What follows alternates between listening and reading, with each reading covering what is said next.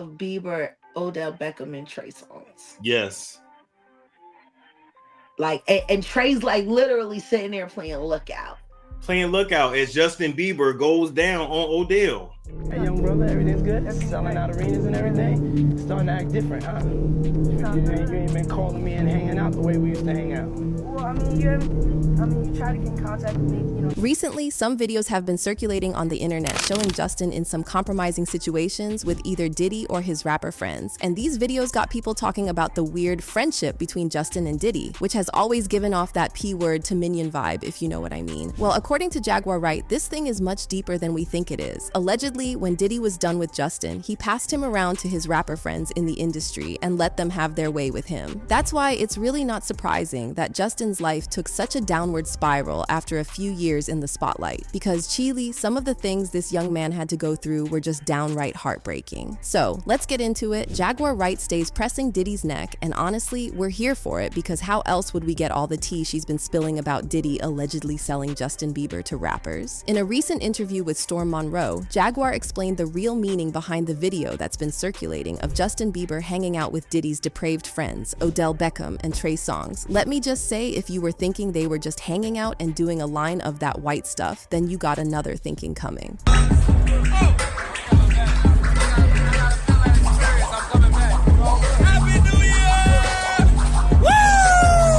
For those who are still in the dark, well, what this looks like is that Diddy used to pass off Justin to his problematic rapper friends for them to also have a taste of that good stuff. And then I think about that really disturbing footage of Bieber, Odell Beckham, and Trey Songz. Yes.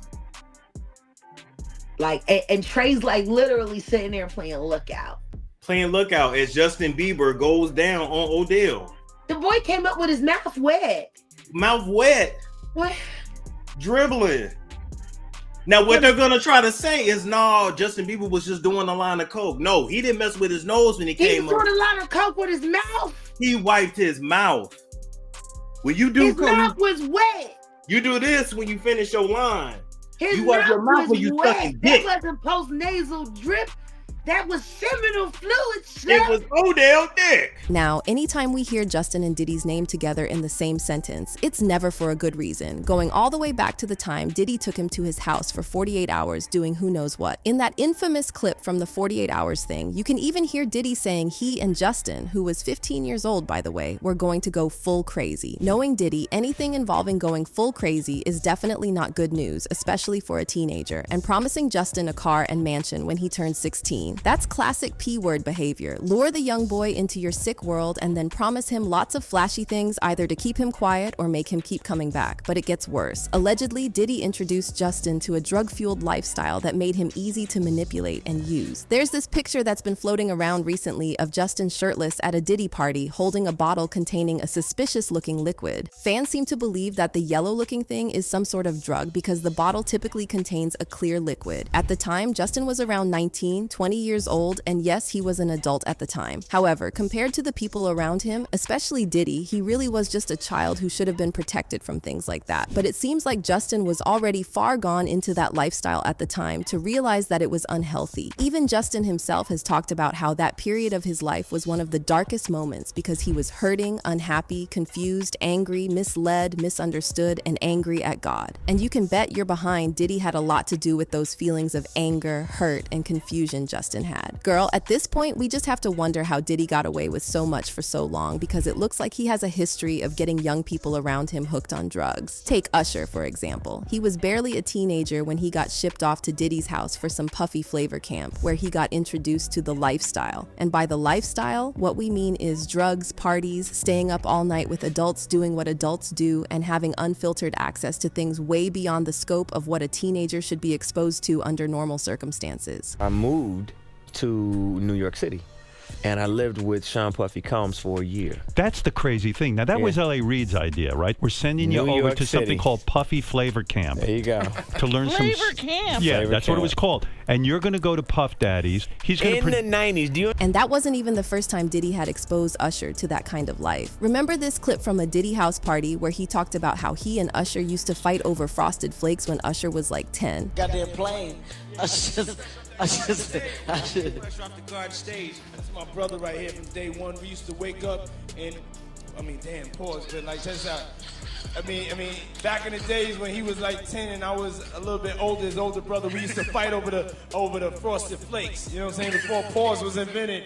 You know what I'm saying? Yeah, that was one weird thing to say. Even Kevin Hart knew how weird it was because he tried to play it off as a little jokey joke, but no one's buying that. And did you see Usher's face the whole time? I mean, it's crazy how Diddy enjoys putting Usher on the spot all the time. But he also enjoyed doing the same thing to Justin Bieber, like in this clip where he's asking Justin why he no longer wants to hang out with him. For the life of me, I can't understand why these parents are always letting their teenage sons spend time around Diddy, knowing, well, everything. But it doesn't stop at just the boys. In Cassie's lawsuit, she talked about how Diddy lured her into that lifestyle. Compounding this all-encompassing intrusion into her life, Mr. Combs secured his control over the young and impressionable Ms. Ventura by introducing her to a drug-fueled lifestyle that kept her complacent and compliant. Mr. Combs first introduced Ms. Ventura to opiates around 2008 and would often have pills and other drugs out in the open like candy. At first, Ms. Ventura was given the prescriptions that Mr. Combs received from a doctor in Miami, Florida. Eventually, when Mr. Combs exhausted his supply of pills, he demanded that Ms. Ventura procure prescriptions from this doctor in her own name. Is there even anything else left to be said? Keep in mind that Cassie was 22 around this time, and she had known Diddy since she was 19. He was literally her first exposure to the world as an adult, and it was just so toxic. Several industry insiders have talked about just how twisted the relationship Diddy built with some of these young men was. Gene Deal, his former bodyguard, once said Diddy recruited Usher to an S-cult he runs, and this is not the first time he has talked about something similar. A few years back, Gene Deal mentioned this cult Diddy belongs to, where they make rituals and the men celebrate by being intimate with one another. And because it landed on 12-12 at 12,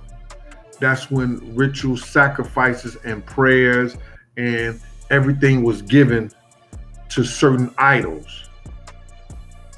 And on the third day, they drank, they be merry and be happy, and the men would give gifts to each other and have sex with each other.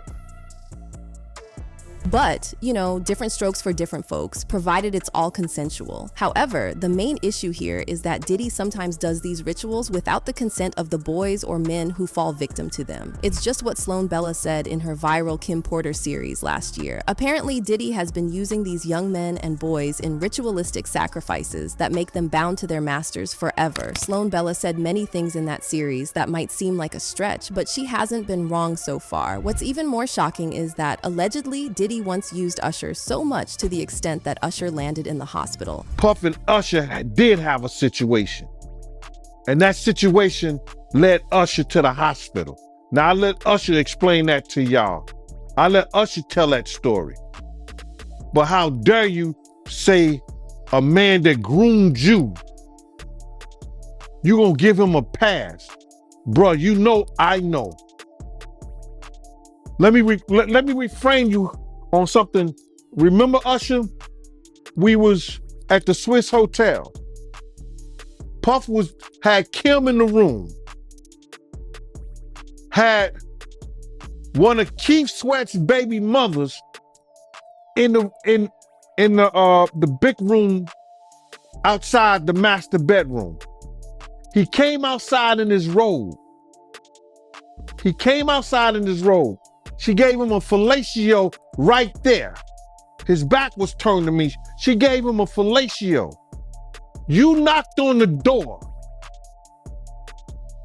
I came and opened the door for you. Puff went in the room. You came in the room and kissed that girl dead in her mouth. Now I'm telling that because you taking up for somebody that you know, and a lot of more people know, didn't do you right.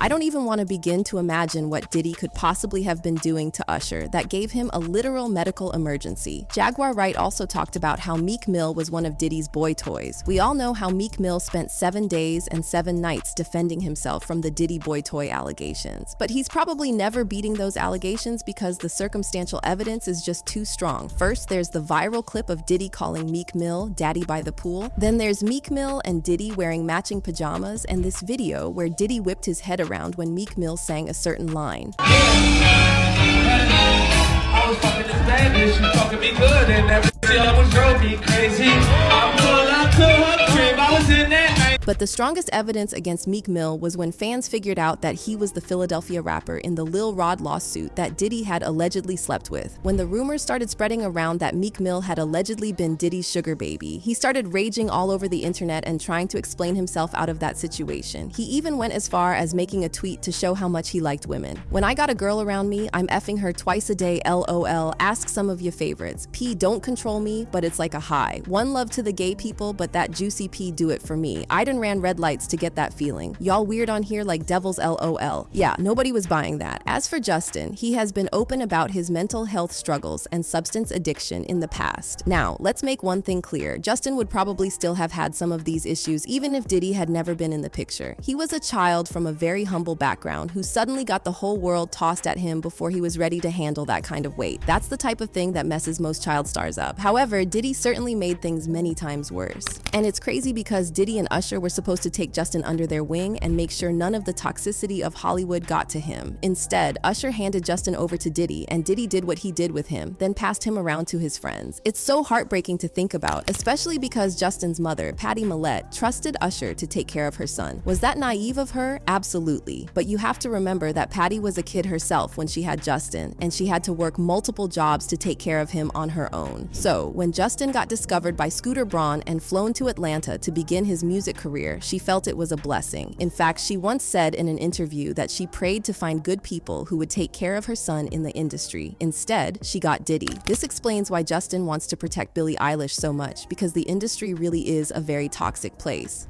It was hard for me being that young and being in the industry and not knowing where to turn, and everyone, telling me they love me and, just turn their back on you in a second. So if she ever needs me, I'm gonna be here for her. But yeah, just protecting those moments because people take for granted encounters, and I just want to protect her, I don't want her to go through anything I went through. I don't wish that upon anybody. Yeah, if she ever needs me, I'm just a call away. Meanwhile, it's unclear if Justin is ready to talk about what Diddy did to him or if he's willing to work with the feds to bring Diddy down. But sources close to him say he's willing to talk and unpack everything. But what do y'all think about Diddy allegedly passing Justin around to his rapper friends? Comment down below and then check out this next video.